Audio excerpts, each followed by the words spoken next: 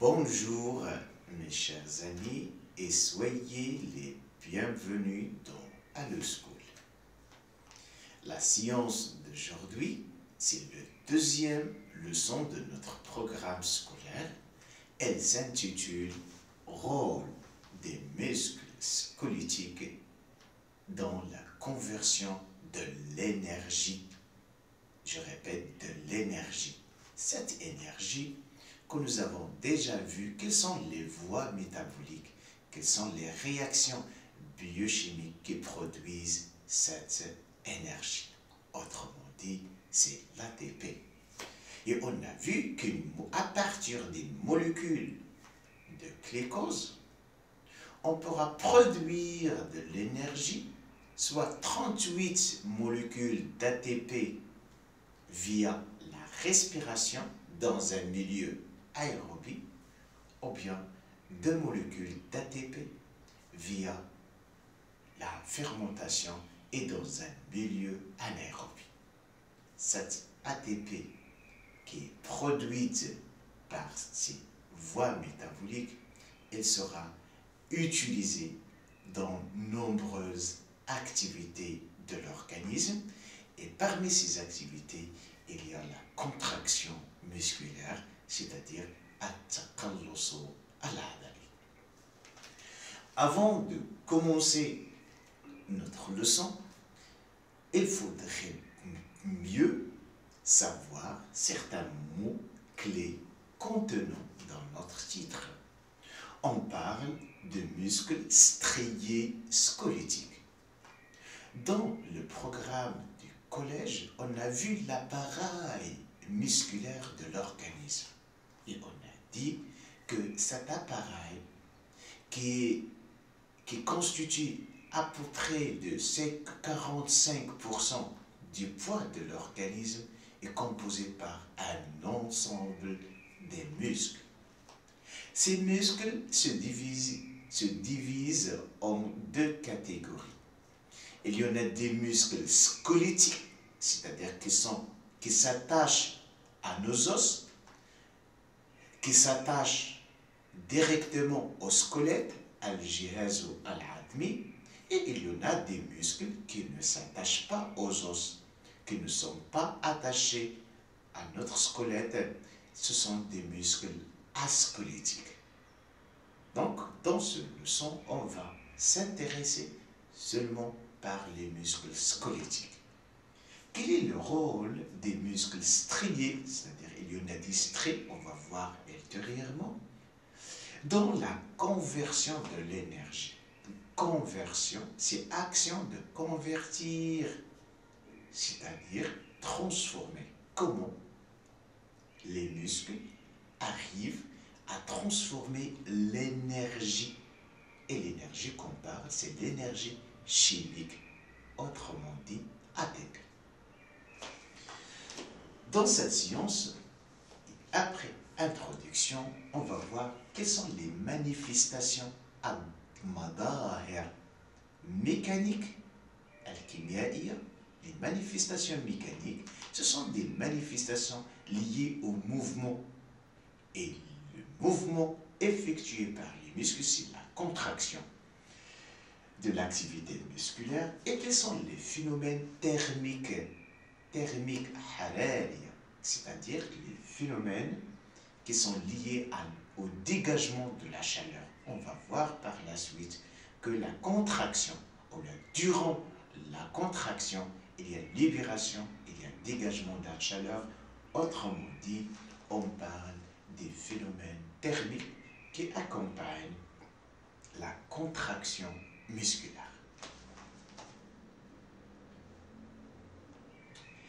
Les muscles squelettiques sont des organes qui accomplissent un travail très important et sont à l'origine du mouvement de différentes parties de l'organisme. L'énergie nécessaire à la contraction est fournie et donnée à la cellule musculaire par les molécules d'ATP. Donc, ATP est un élément indispensable pour réaliser l'activité musculaire pour réaliser la contraction musculaire. Alors, pour que les muscles effectuent leur contraction, ou bien la contraction musculaire, c'est le résultat d'une stimulation. Donc, la stimulation, une telle stimulation permet aux muscles de se contracter. On parle soit de stimulation ou bien excitation. En effet, il y en a 4 types de l'excitation. Pour exciter un muscle, on recourt à faire 4 catégories, 4 sortes de l'excitation. Et باش العضلة se contracte, il doit s'exposer. يجب أن نعرضها للإهاج. Excitation, إهاج. Il y en a 4 types de l'excitation. Il y en a l'excitation chimique dans laquelle on utilise un produit chimique comme HCl, c'est un acide. Ou bien pour exciter un muscle, on utilise l'excitation thermique, c'est-à-dire l'excitation qui fait appeler la chaleur, exposer le muscle à une chaleur bien déterminée. Il favorise ou bien il entraîne sa contraction. Il y en a aussi ce qu'on appelle l'excitation mécanique, c'est-à-dire il faut utiliser des piqûres ou bien des aiguilles, et ces aiguilles entraînent une contraction involontaire, une contraction musculaire. Donc, à part ces 3 types de l'excitation, dans les labos de sciences ou bien de biologie, on recourt à utiliser une excitation qui garde notre muscle sans changement dans la structure des muscles.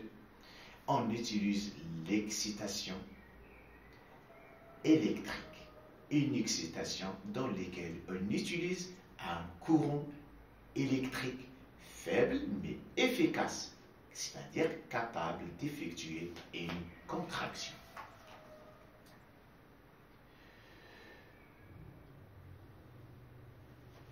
Dans ce cas, on utilise un dispositif expérimental, qui enregistre la contraction musculaire, autrement dit le myographe. Alors, les termes qui commencent par myo. Dans ce chapitre, on va voir certains mots qui commencent par myo. Alors, dire myo, c'est-à-dire, c'est un préfixe qui désigne muscle, myographe. Et les mots qui se terminent par graphe, c'est-à-dire un appareil d'enregistrement. Donc, myographe, c'est un dispositif expérimental, c'est un ensemble des appareils dont le but essentiel, c'est enregistrer une activité musculaire, enregistrer une contraction musculaire. Dans la majorité des expériences, on utilise la grenouille car elle donne des résultats similaires aux résultats qu'on peut obtenir chez l'homme. Donc, le myographe est constitué par un cylindre enregistreur. Ce cylindre se compose par des feuilles et ces feuilles, elles enregistrent à l'aide d'un stylet inscripteur, les différentes manifestations résultant de l'excitation des muscles par des électrodes excitatrices. Électrodates مهيجة avec des stimulateurs مهيجة en obtenir des enregistrements. Autrement dit, ce qu'on appelle les myogrammes. Donc, le myographe, c'est l'appareil, et l'enregistrement obtenu, elle s'appelle myogramme. Myo, elle indique muscle, gramme indique enregistrement. Donc, ce dispositif expérimental va nous permettre de savoir et de voir quelles sont les manifestations mécaniques accompagnant une telle contraction suivant ou bien résultant d'une excitation. Je répète, c'est une excitation électrique avec l'utilisation d'un courant électrique qui est trop faible, mais efficace. Alors, dans ce cas, lorsqu'on stimule, lorsqu'on excite le muscle par une excitation électrique unique, c'est-à-dire seule, wahida, l'enregistrement obtenu, ou bien le myogramme obtenu, est appelé ce qu'on appelle une secousse musculaire. Donc, secousse musculaire, c'est un enregistrement, comme vous voyez, qui est composé par 3 étapes. L'étape A, comme vous voyez, c'est une étape où notre courbe ou bien notre myogramme est horizontale. On parle d'une phase de latence. C'est-à-dire, c'est la phase où le muscle se met en repos. La deuxième phase, ou bien la phase de la formation de cette amplitude, on parle de phase de contraction. C'est la phase qui suit directement le signal de l'excitation, contraction. Et après chaque contraction, il y a une phase de décontraction ou bien une phase de relâchement. Donc, tout simplement, on parle d'une secousse musculaire, c'est tout simplement parler de 3 phases qui sont liées. Il y a une phase de latence, phase de repos. Ensuite, il y a une phase de contraction. Et enfin, il y a une phase de relâchement. L'ensemble, elle s'appelle un myogramme. Mais ce myogramme, elle s'appelle encore une secousse musculaire. Bref, lorsqu'on s'expose, ou bien lorsque on fait exposer le muscle à une seule excitation électrique efficace, on obtient ce myogramme. Elle s'appelle une secousse musculaire qui est composée par 3 phases, à savoir phase de latence, ensuite la phase de contraction et enfin c'est la phase de relâchement. Maintenant, on va voir le myogramme obtenu lorsque le muscle est soumis à 2 excitations électriques successives.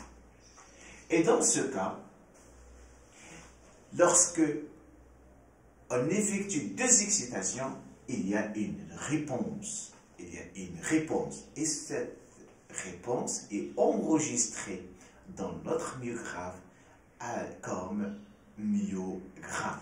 Voilà le myogramme qu'on peut obtenir lorsque on stimule le muscle à 2 excitations.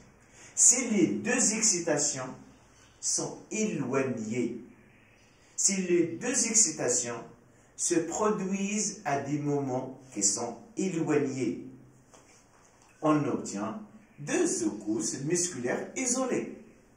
Mais si les deux excitations produisent dans un temps entre deux temps qui est vraiment rapproché, on parle d'une fusion incomplète ou bien une fusion partielle. Et lorsque les deux excitations sont vraiment très rapprochées, on parle d'une fusion complète, une fusion qui est totale. Regardez, dans la fusion incomplète, on trouve deux secousses qui ne sont pas totalement fusionnées. Dans la phase, ou bien la phase de contraction de la deuxième couche, de la deuxième secousse, de la deuxième excitation, se produit durant la phase de relâchement de la première secousse. Donc, ce sont deux secousses partiellement fusionnées.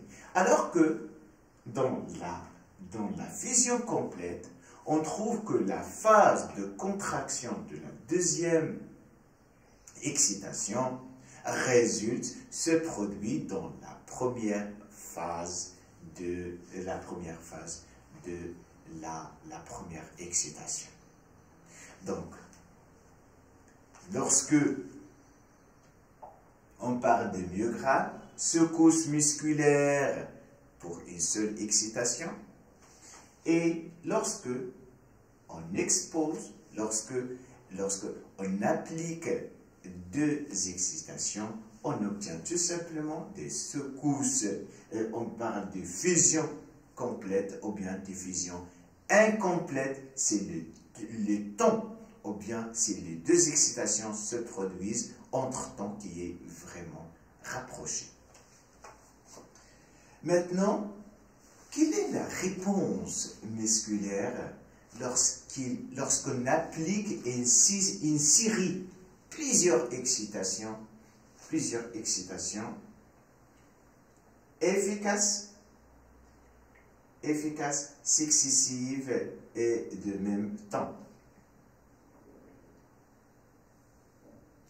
Alors, dans ce cas, on parle de tétanos. Soit on parle de tétanos qui est imparfait, incomplet, ou bien un tétanos qui est parfait. Tétanos imparfait, c'est-à-dire un ensemble des fusions incomplètes, c'est-à-dire un ensemble des secousses, et ces secousses sont partiellement attachées, sont partiellement fusionnées.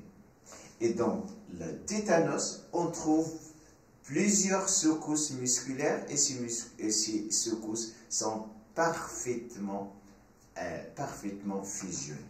Donc, le tétanos imparfait, c'est un myogramme obtenu, ou bien c'est une réponse musculaire à des excitations, à plusieurs excitations efficaces de même intensité, mais ces excitations sont produites et sont vraiment un peu rapprochées. Bainama, le tétanos parfait, c'est l'ensemble, les excitations se produisent à des temps qui sont vraiment très rapprochés. Donc, à retenir, pour se contracter, on doit appliquer une excitation électrique efficace. Une seule excitation donne une secousse. Deux excitations donnent fusion, soit complète, soit incomplète. Plusieurs séries d'excitations, elles donnent tout simplement ce qu'on appelle le tétanos imparfait, le tétanos parfait. Chers amis, parler de la contraction musculaire, c'est parler d'un dégagement de chaleur. Lorsque le muscle se contracte, il libère une chaleur. Maintenant, c'est autrement dit, on parle de phénomène thermique ظواهر حرارية accompagnant la contraction musculaire. Et pour mesurer la chaleur dégagée, on utilise un autre dispositif expérimental. Ce dispositif expérimental, on prend le muscle, un des muscles de la grenouille, autrement dit gastro-crânien, gastro-crânémien, c'est-à-dire عضلة بطن الصاع. هاد العضلة تلصقوا فيها ce qu'on appelle les aiguilles thermoélectriques. إبر حرارية, c'est-à-dire عندها une tendance d'enregistrer les variations de chaleur et ce sont des courants électriques. Les aiguilles thermoélectriques, ce sont des aiguilles liées en deux métaux, c'est le cuivre et le nickel. Alors, l'augmentation de la température dans le gastrocrânien contracté induit tout simplement un courant électrique qui est enregistré par l'oscillographe. L'oscillographe,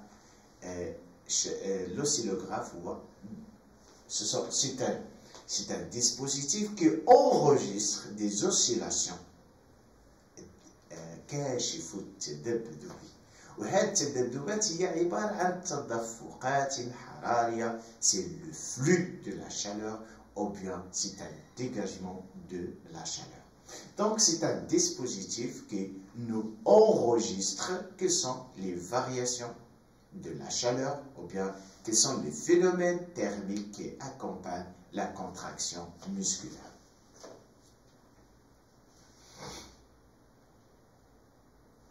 Voyons ce document. Il nous montre la tension des muscles pendant une secousse musculaire. Dire secousse musculaire, dire trois phases. Phase de latence, phase de contraction, phase de relâchement. Mais ce qui nous intéresse, c'est calculer, mesurer la quantité de chaleur durant les différentes phases de la secousse. Donc, comme vous voyez, la chaleur augmente pendant la contraction et pendant le relâchement. Autrement dit, on parle d'une chaleur de contraction et une chaleur de relâchement.